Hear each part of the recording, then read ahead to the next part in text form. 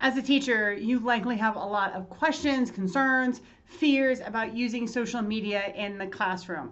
Should you use social media in the classroom? Should you be teaching your students how to use social media in school? There's a lot of myths, a lot of difficulties, a lot of challenges that surround this, and that's what we're going to be talking about in this video. Hey everyone, welcome. I'm Leigh Hall from Literacy Teachers, and I'm all about giving you the tools you need to inspire, motivate, and change how your students read and write for academic success. If you're new here, welcome. This is the place to come to get tips, tools, resources, ideas, questions answered about how you can improve your literacy instruction so that your students achieve. All right, now today we're going to be talking about social media in the classroom, and this is actually really critical. We're going to be talking about if you should use it at all. There's a lot of fears that surround this, all right? A common fear is that if you let students start using social media, then that's all that they will do, right? They'll just constantly have a device out. You'll be fighting for their attention. And there's also the fear that something could go wrong, right? That students could interact with a malicious person or somehow have something malicious happen to them, right? So these are very legitimate fears, but let's talk about how we can move past them. I think the first thing to know is at no point I don't think most people are saying that you have to have your students on Facebook, on Twitter, on Instagram, on Snapchat in the classroom actively using it, because there are definitely challenges and concerns. And we're not going to get into all of those, but they are there and they are real, okay?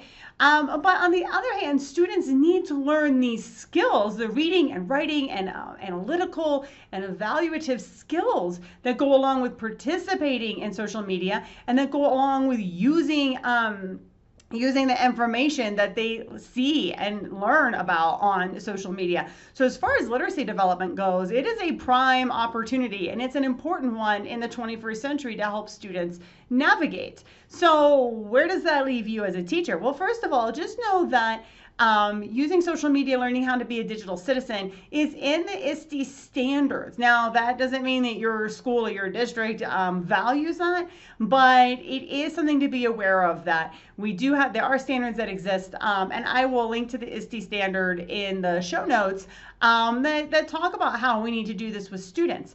So if they need to learn the skills, but there are risks with these platforms, and of course not all parents want their students on, Instagram or Snapchat, etc., then what do you do? Okay, so the idea here is using social media, teaching students the skills, but you don't necessarily have to do it on the open platforms, right? So for Twitter, you can use fake tweets. You can do exit tickets via, but have students do them Twitter style, right? So 140 characters, or now Facebook's a little bit more than 140 characters. So you decide. But writing tickets, an exit ticket on a Post-it note. If you don't know what an exit ticket is, there's going to be a little card that pops up that will take you to a video on that. But they can do exit tickets Twitter style and post them. All right. You can teach about hashtags. You can also go on Twitter yourself with your own profile and pull and evaluate hashtags. Students don't need to get on and see it, but you can be modeling it and talking about it and looking at it in a very controlled manner on the screen with your students, right? Facebook, there's just like there's fake tweet, there's fake book. There's Edmodo, which really mimics Facebook a lot. Okay, blogs, right? You could have a private blog. I believe WordPress does let you have a private blog, but there's also edu blogs and there's kid blogs where your students can have a blog in a controlled environment, but they can also read the blogs that other students are writing if that's something that you want them to do. Others can read their posts if that's something that you want to have happen, right? Those opportunities exist.